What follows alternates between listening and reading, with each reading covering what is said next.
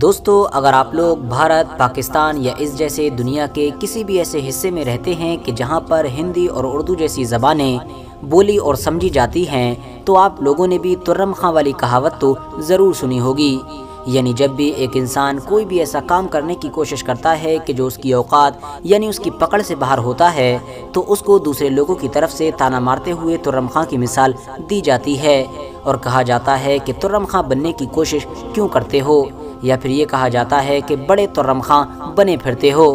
دوستو، ویسے تو میری طرح آپ لوگوں نے بھی اس کہاوت کو بچپن سے ہی ہمیشہ سنا ہوگا، مگر کیا کبھی یہ سوچنے کی کوشش کی کہ آخر اس کہاوت کے پیچھے کا راز کیا ہے؟ کیا یہ بھی دوسری زیادہ تر کہاوتوں کی طرح ہوا میں بنا دی گئی ایک جھوٹی کہاوت ہے، یا پھر اتہاس میں اس کے پیچھے بھی کوئی راز چھپا ہے؟ تو چلیے آج کی اس ویڈیو میں اسی کہاوت سے ریلیٹڈ ہمارے اتہاس میں چھپے ہوئے راز کو جاننے کی کوشش کرتے ہیں۔ RH نیٹ ورک کے نالجبل فرینڈز، آپ کو جان کر شاید حیرانی ہوگی کہ ترم خاں والی یہ کہاوت ایک انسان کی وجہ سے مشہور ہوئی تھی، یعنی اس کہاوت کو ایک انسان کے اوپر ہی بنایا گیا تھا، اور وہ انسان دنیا میں کہیں اور نہیں بلکہ ہمارے بھارت دیش میں آج سے لگ بھگ 200-250 سال پہلے ہی پیدا ہوا تھا۔ یہ انسان ویسے تو بہادر اور ہوشیار تھا ہی، مگر اس نے اپنی بہادری اور ہوشیاری کے بلبوتے پر ہی ایک ایسا کارنامہ بھی کر دیا تھا کہ جس کی وجہ سے یہ بھارت کے ساتھ ساتھ پوری دنیا میں مشہور تو ہوا ہی، ساتھ ہی ساتھ اسی کارنامے کی وجہ سے اس کہاوت کو بھی جوڑ دیا گیا، اور ہمیشہ ہمیشہ کے لیے ترم خاں ایک کہاوت کے طور پر ہماری اس دنیا میں مشہور ہو گیا۔ مگر دوستو، اب سوال یہی ہے کہ آخر ترم خاں نے ایسا کون سا کارنامہ کر دیا تھا کہ جس کی وجہ سے ان کی بہادری اور ہوشیاری کے قصے تو مشہور ہوئے ہی، ساتھ ہی ساتھ لوگ ان کا نام کہاوت میں بھی استعمال کرنے لگے اور دوسروں سے تانے کے طور پر کہنے لگے کہ بڑے ترم خاں بنے پھرتے ہو۔ دراصل دوستو، ترم خاں کی کہانی انگریزوں کے دور کی ہے۔ ہم سبھی جانتے ہیں کہ انگریز مغلوں کے دور میں ویاپار کے ارادے سے آئے تھے، اور انہوں نے یہاں پر مغل بادشاہوں سے ویاپار کی اجازت لے کر ہی اپنے پیر جمانے شروع کیے تھے، مگر اس دور میں کسی کو بھی یہ اندازہ نہیں تھا کہ آخر ویاپار کی نیت سے آنے والے ان انگریزوں کے دماغ میں کیا چل رہا ہے۔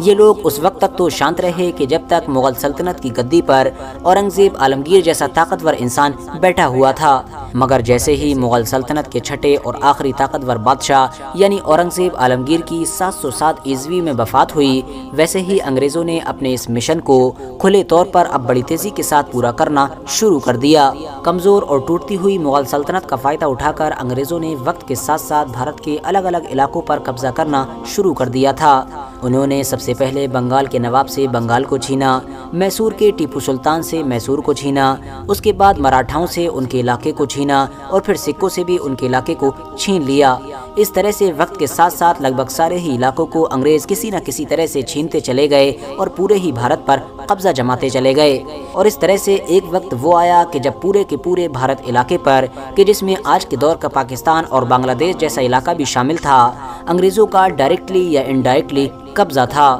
اور اسی لیے بھارت کے پورے علاقے میں ایک پرندہ بھی ان کی اجازت کے بغیر اپنا پر نہیں مار سکتا تھا، یعنی بھارت کی ہر اچھی اور بری قسمت کا فیصلہ انگریز ہی لیا کرتے تھے۔ مگر دوستو، ظاہر ہے ظلم تو آخر ظلم ہی ہوتا ہے، اور اس کا پیالہ ایک نہ ایک دن ضرور بڑھ جاتا ہے، اور یہی بالکل انگریزوں کے ساتھ ہوا تھا۔ کیونکہ دوستو، ہم سبھی جانتے ہیں کہ انگریز نہ صرف بھارت کے لوگوں کو غلام بنا کر رکھا کرتے تھے، بلکہ ان کے اوپر حد سے زیادہ ظلم و ستم بھی کیا کرتے تھے۔ بھارت کے لوگ ان سارے ظلم و ستم سے پریشان تو بہت تھے، مگر ظاہر ہے ایک ایسی طاقت کہ جو اس دور میں پوری دنیا میں سپر پاور کی حیثیت رکھا کرتی تھی، اس کے خلاف اٹھ بھی نہیں سکتے تھے۔ مگر بھارت کے لوگوں کی صبر کی سیما اس وقت ٹوٹ گئی تھی کہ جب 19ویں صدی کے بیچ میں انگریزوں نے ایک حد سے زیادہ گھنونی اور گندی حرکت کی تھی، اور وہ گندی حرکت یہ تھی کہ انگریزوں نے ان بھارتی سپاہیوں کو کہ جو ان کی طرف سے لڑا کرتے تھے، ایسے بارود استعمال کے لیے دینا شروع کر دیے تھے کہ جو بارود جانور کی چربی کا استعمال کر کے بنائے جاتے تھے، اور اس میں بھی حد سے زیادہ خطرناک بات یہ تھی کہ مسلمان سپاہیوں کو وہ بارود دیے جاتے تھے کہ جو سور کی چربی سے بنے ہوتے تھے، تو وہیں دوسری طرف ہندو فوجیوں کو وہ بارود دیے جاتے تھے کہ جو گائے کی چربی سے بنے ہوتے تھے۔ اب ظاہر ہے جہاں ایک طرف اسلام دھرم میں سور پوری طرح سے حرام ہے، تو وہیں دوسری طرف ہندو دھرم میں گائے کو حد سے زیادہ پوتر یعنی مقدس مانا جاتا ہے، اور ظاہر ہے بارود کا استعمال ایک سپاہی اس وقت تک نہیں کر سکتا تھا کہ جب تک وہ اس کو اپنے منہ سے ٹچ نہ کرے، کیونکہ منہ میں لگے دانتوں کی مدد سے ہی اس بارود کے اوپر کے کھول کو چھیلا جاتا تھا۔ تو اب انگریزوں کے اس قدم نے نہ صرف بھارت کے عام لوگوں کو پوری طرح سے ہلا کر رکھ دیا تھا بلکہ ان کے غصوں کی ساری حدوں کو بھی توڑ دیا تھا۔ اور بس یہیں سے شروعات ہوئی تھی بھارت کی آزادی کی پہلی جنگ کی، جس کو ہم لوگ 1857 کی کرانتی کے نام سے بھی یاد کرتے ہیں۔ اور اس آزادی کی جنگ کا سب سے پہلا اور نڈر ہیرو مانا جاتا ہے منگل پانڈے کو، کہ جس فریڈم فائٹر نے اس چربی والے میٹر کو لے کر ہی نہ صرف انگریزوں کا سب سے پہلے ورود کیا بلکہ ورود میں غصے میں آ کر گولی بھی چلا دی تھی۔ اور منگل پانڈے کی صرف اسی ایک گولی نے ہی آگ کی ان لپٹوں میں چنگاری کا کام کیا تھا کہ جو لپٹیں پچھلے کئی سالوں سے بھارت کے ہر انسان کے دل میں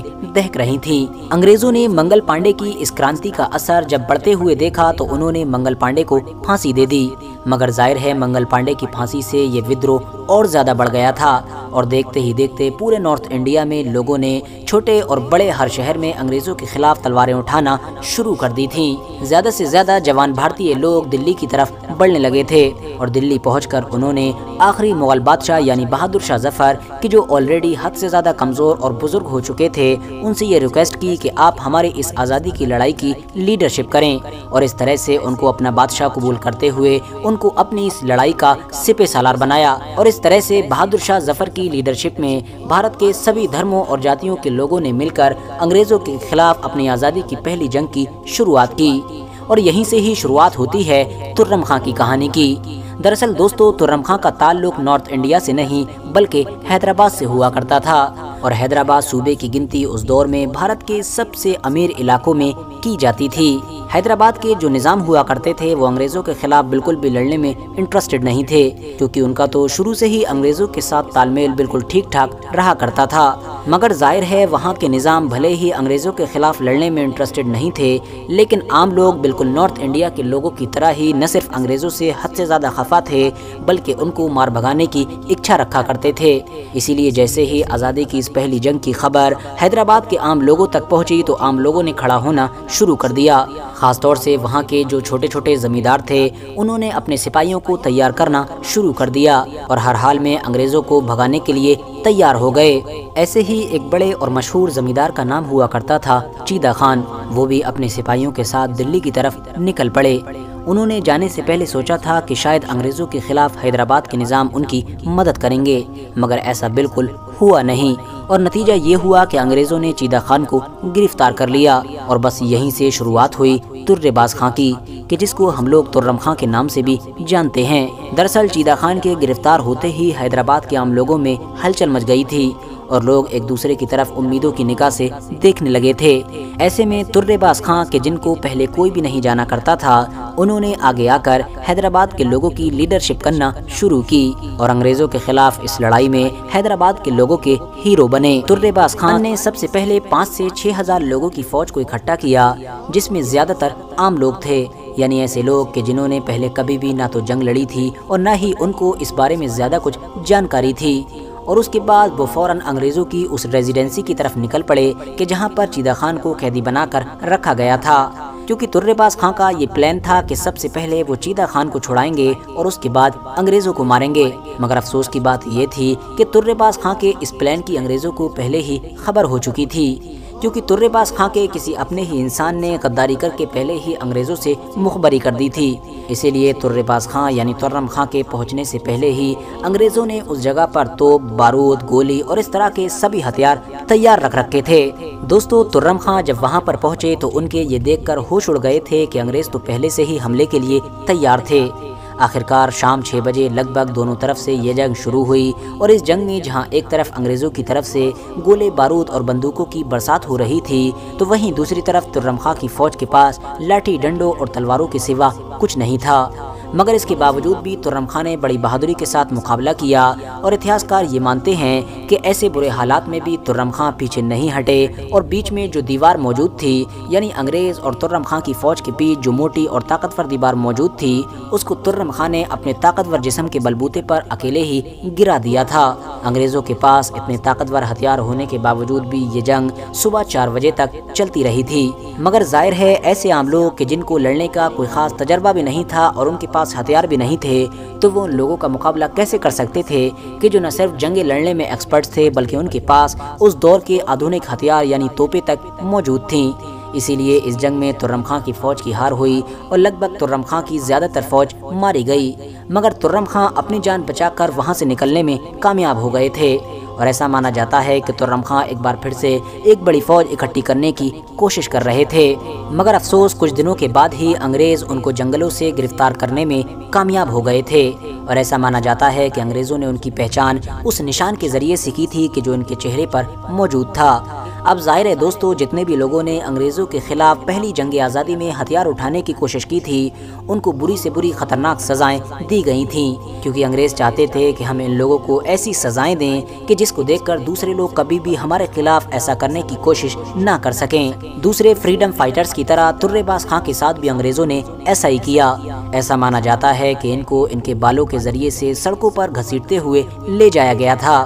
بات کریں اگر ان کی موت کے بارے میں تو کچھ اتہاسکاروں کا یہ ماننا ہے کہ ان کو ایک پیڑ سے لٹکا کر گولی مار دی گئی تھی اور ان کی باڈی کئی دنوں تک ایسے ہی لٹکتی ہوئی چھوڑ دی گئی تھی، جبکہ کچھ اتہاسکاروں کا یہ بھی ماننا ہے کہ بعد میں انگریزوں نے ان کو کالا پانی کی سزا سنائی تھی۔ فی الحال آخر میں جو بھی ہوا ہو، لیکن اس بات میں کوئی شک نہیں ہے کہ ترے باز خان ایک بہادر اور ہوشیار انسان تھے، اور اس مشہور کہاوت کی شروعات بھی ترم خان سے ہی ہوئی تھی، کیونکہ ترم خان نے جو کام کیا تھا وہ انگریزوں کو ہلا دینے والا تھا، اور اس کے بعد سے ہی پہلے انگریزوں نے ہی اس کہاوت کا استعمال کرنا شروع کیا تھا۔ وہ اکثر بھارت کے عام لوگوں سے اس بات کو طنز کے طور پر کہا کرتے تھے، یعنی یہ کہا کرتے تھے کہ کیا تم بھی ترے باز خان بننے کی کوشش کر رہے ہو، کیونکہ انڈاؤٹڈلی انگریزوں کے حساب سے ترم خان یعنی ترے باز خان نے ایک ایسا کام کرنے کی کوشش کی تھی کہ جو ترم خان کے لیے بالکل ناممکن تھا۔ فی الحال دوستو، آج کے دور میں اگر آپ لوگوں کے اوپر بھی کوئی انسان نگیٹیوٹی کے ساتھ یعنی طنز کے طور پر اس کہاوت کا استعمال کرتا ہے تو من ہی من میں آپ لوگ خوش ہوئیے، کیونکہ اب آپ کو پتہ چل چکا ہے کہ آخر یہ کہاوت کہاں سے آئی ہے۔ فی الحال دوستو، آج کے اپنے ویڈیو کو ہم یہیں پر ختم کرتے ہیں۔ ویڈیو پسند آنے پر نہ صرف ویڈیو کو لائک کریں بلکہ اپنے فرینڈز کے ساتھ بھی ضرور شیئر کریں، اور اسی طرح کی نالجیبل اور ہسٹوریکل ویڈیوز ہمیشہ دیکھنے کے لیے ہمارے اس چینل کو سبسکرائب کر کے ساتھ ہی میں بیل آئیکن کو بھی پریس کر دیں۔